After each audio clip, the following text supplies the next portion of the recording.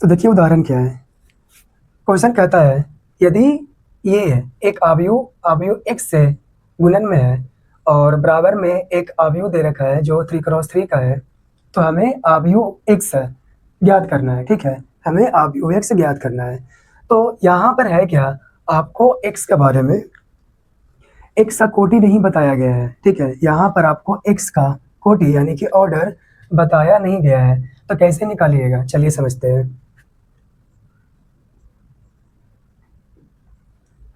आप यहाँ पर ध्यान दीजिए कि यहाँ पर ये जो अवयव है, इस वाले अवयव x यानी कि x का कुछ भी ऑर्डर हो सकता है। हम अभी हम नहीं कह रहे हैं इसका क्या ऑर्डर होगा, इसको हम पता लगाएंगे, याद करेंगे कि आखिरकार x का कोटि क्या हो सकता है। ठीक है, तो यहाँ पर हम ये नहीं सोचेंगे परिभाषित है या परिभाषित नहीं है, परिभाषित है, बस हमें x का कोटि निकालना है। ठीक है, तो कैसे निकालिएगा, ध्यान दीजिए। इस वाले अवयव का कोटि क्या है, इसका इसका है 3x1 है। ठीक है, और मान के चलिए कि इसका यानी कि अवयव x को आप इस प्रकार कह लीजिए, या इसका नाम अलग से भी दे सकते हो, इसको आप a कह लो। आप यहाँ पर इसको इस प्रकार से नाम दे दो, माना कि अवयव a है, आप इसे कह दो 413। ठीक है, और x तो पहले से ही है, तो x को आप ऐसे कह सकते हो फिलहाल जैसे में क्या कि x is equal to A I J of order m cross n। ठीक है, और इसको आप b कह लो, जिसमें अवयव है -4 -1 और -3, 8 2 6 4 1 एंड 3। ठीक है, इस प्रकार से आप कह सकते हैं, कोई प्रॉब्लम नहीं है। चूंकि हमें x का अवयव x का कोटि हमें नहीं पता था, इसलिए फिलहाल इसको m क्रॉस n यहाँ पर मान लिया गया है। ठीक है, अब आगे क्या करिएगा वो समझते हैं। देखिए, इसे तो आपने a कह लिया, x से पहले से ही है, तो परिभाषित तो है। ठीक है, तो देखिए अगर ये परिभाषित है a का गुणन x के साथ, ठीक है, तो a का गुणन x के साथ अगर परिभाषित है, इसका मतलब क्या, अवयव a का कोटि जो है वो है 3x1 है, और अवयव x का कोटि क्या है, m क्रॉस n है। ठीक है, और चूंकि a का गुणन x के साथ परिभाषित है, इसलिए अवयव a के स्तंभों की संख्या अवयव x के पंक्तियों की संख्या के बराबर होगा। ठीक है, तो ऐसे करने से क्या हुआ, आपको m मिल गया। m यानी कि इसका अवयव x का जो कोटि आप m क्रॉस n कहे थे, उसमें से आपको m अभी फिलहाल मिल चुका है। यानी कि क्या, अवयव x जो आएगा, सॉरी ax जो आएगा, a का गुणन x के साथ, उसका क्या होगा ऑर्डर, उसका होगा आपका नया वाला क्या बनेगा, 3x n मिल जाएगा। ठीक है, 3x n, और m क्या, तो 1 के बराबर मिल गया आपको है। ठीक है, तो आइए देखिए समझते हैं। यहाँ से आप ये समझे कि नया वाला अवयव जो मिलेगा मुझे a और x को गुना करके, वो मिलेगा 3x n। और सवाल यहाँ पर फिर से आता है n क्या होगा, तो आगे हम बता रहे हैं, पहले आप यहाँ पर ये समझ लीजिए। फिलहाल आपको m मिल चुका है, m बराबर क्या, 1 आ गया है। ठीक है, तो अब यहाँ पर काम कैसे करिएगा वो बता रहे हैं। ax जो आया है, m का वैल्यू तो 1 आ गया है, ax जो आया है आपको इन दोनों गुना करके उसका ऑर्डर है 3x n है, तो इसको गुना करके 3x n मिलेगा, और बराबर में भी क्या है, एक अवयव है, इसका कोटि है 3x3। ठीक है, तो ध्यान दीजिए, दो अवयव आपको यानी कि लेफ्ट हैंड साइड एक अवयव है 3x n का, ठीक है, और राइट हैंड साइड एक अवयव है 3x3 का। ठीक है, और बीच में क्या है, बराबर है। ठीक है, तो यहाँ से क्या पता लगता है, यहाँ से हमें ये पता लगता है कि यदि राइट हैंड साइड का जो अवयव है इसका कोटि 3x3 है, और लेफ्ट हैंड साइड का जो अवयव है इसका ऑर्डर यानी कोटि 3x n दोनों बराबर है, तो हम जानते हैं कि दो अवयवों को हम बराबर कब कहते हैं, दो चीज़ होती है, उसके कोटि समान हो, साथ ही साथ उसके संगत अवयव भी समान हो। तो फिलहाल अभी अवयव का बात हम नहीं करेंगे, अभी हम कोटि का बात करेंगे। तो यदि ये 3x3 है, तो जाहिर सी बात है इसको भी 3x3 होना ही पड़ेगा।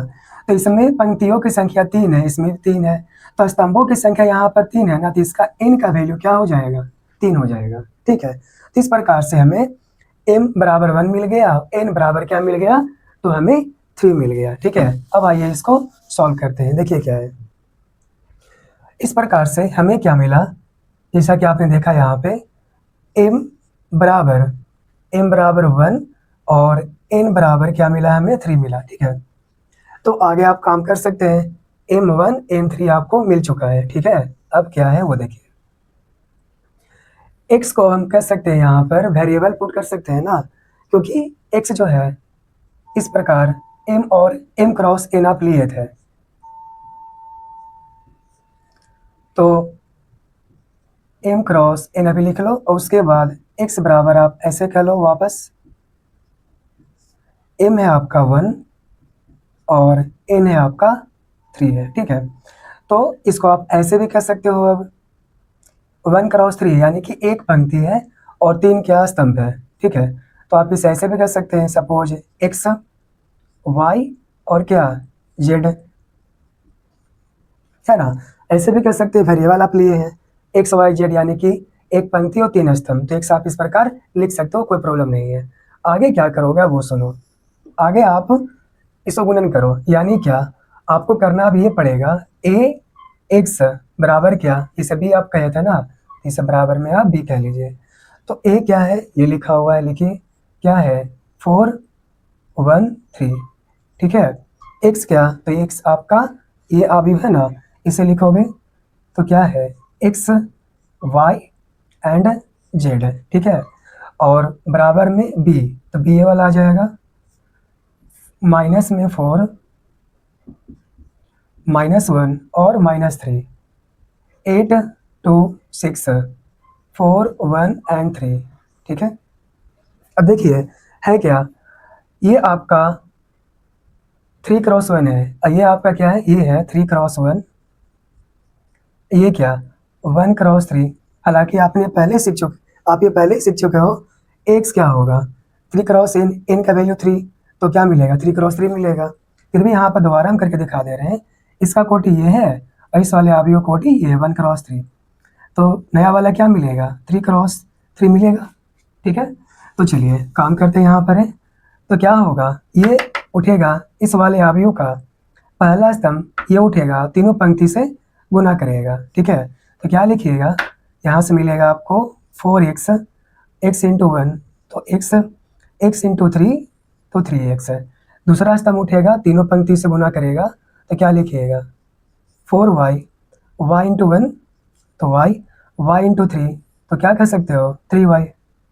उसके बाद ये तीसरा स्तंभ उठेगा तीनों पंक्तियों से गुना करेगा, तो क्या लिखिएगा 4z इंटू 1, तो z, और ये क्या 3 इंटू, तो z, इस प्रकार से। और इसके बराबर में क्या आ जाएगा, तो -4 -1 -3, 8 2 6 4 1 एंड 3।